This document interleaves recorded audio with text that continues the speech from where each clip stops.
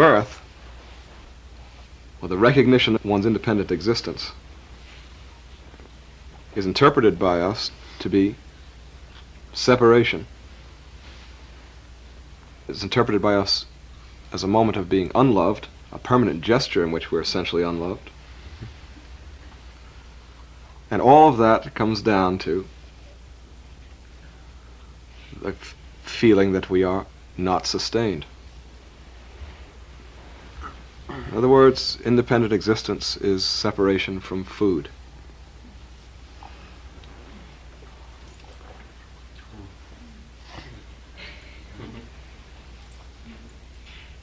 And we are mad then, you see. We're not like the eating gorilla.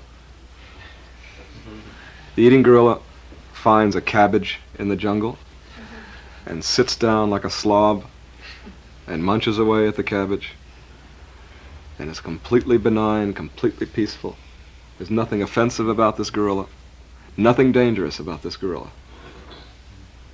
He's not eating anything killed that has an independent consciousness in the ordinary sense, you see. It's just cabbages, vegetables. Some other gorilla, some other being comes up nearby.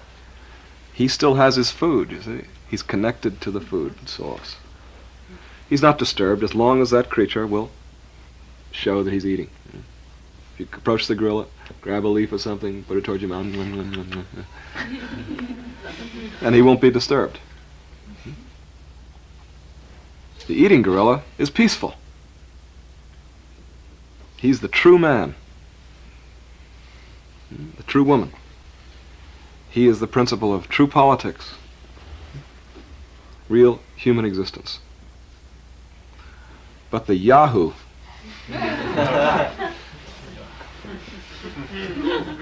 the gorilla in the desert, man,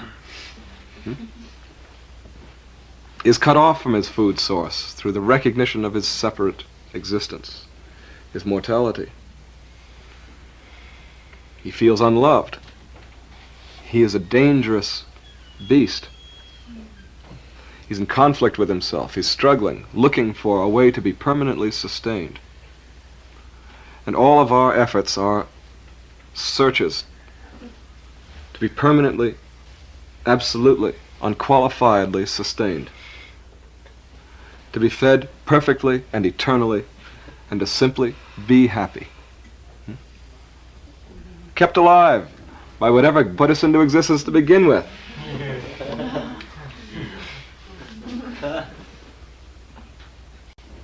But until we make our connection with food, or with sustenance, we're mad.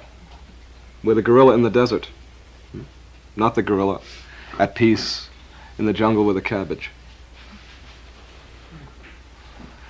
You know, if we get a little bit that sustains us, we're anxious about sustenance.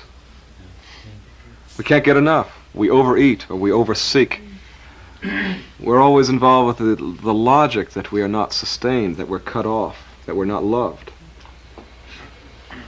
That what essentially and permanently and absolutely can sustain us is something from which we are separated.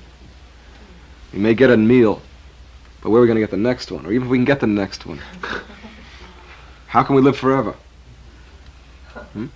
And we must ultimately deal with this metaphysics, this philosophy, that I am not loved, that I am separate from what sustains me. The whole drama of human existence is about that. That's completely all that it's about. Eating is the same thing. You sit down to eat, and you are obliged to meditate on sustenance. If you approach the whole matter of eating consciously, you must become aware of unlove, of separation, of fear, of sorrow, guilt, anger, doubt, anxiety. Terrible things. There's no way to finish a meal.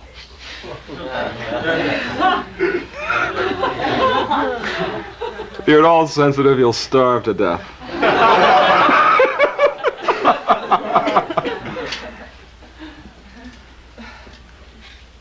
But But you see, you are that sensitive, and subjectively that's where you're really at. That's why you're not sustained with all your eating. But you've just come to the point, and you've been socially made to adapt to this disposition, where you're willing to accept a vision of mortality and make the best of it. You know that you can eat and continue for a while. You know that you can create circumstances that allow you to go on and so forth. So you can eat with relative ease, even though you are fundamentally in mortal fear. Well, there are many ways to approach this whole affair. First of all, in our recognition of ourselves, our self-consciousness, our realization of our independence through functional manifestation.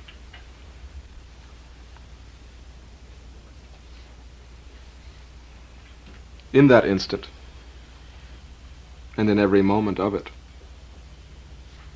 are we separated from sustenance?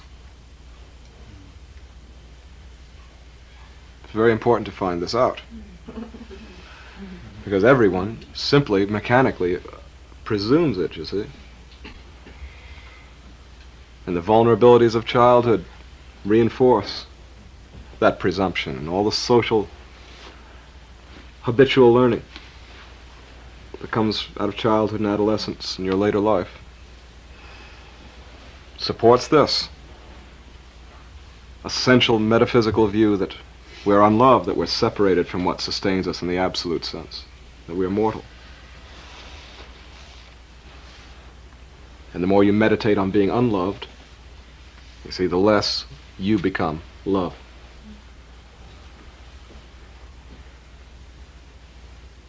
If we allow ourselves to feel our condition,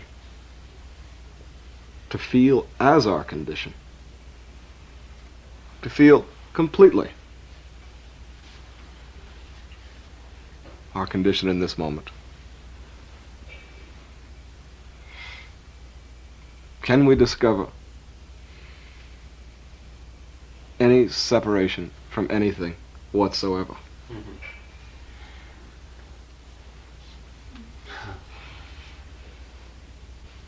Are we in fact separated from anything? Are we in anything that can be separated, that is separate, that isn't anything? When viewed as a totality, you see.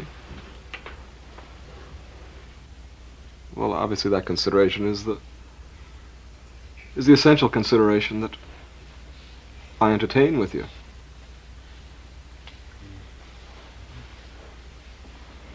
If you could simply feel your condition, feel as your condition in this moment, without obstruction, without making an interpretation,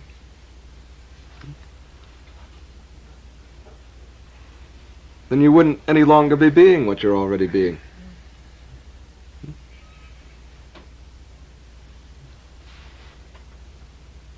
You wouldn't be in the condition of obstructed feeling attention in that case. Defining yourself, feeling vulnerable, separate, a being. And you would discover directly, intuitively, the nature of your condition, which in no sense is separated out, which is pure, absolute energy without qualification, which is sustained absolutely.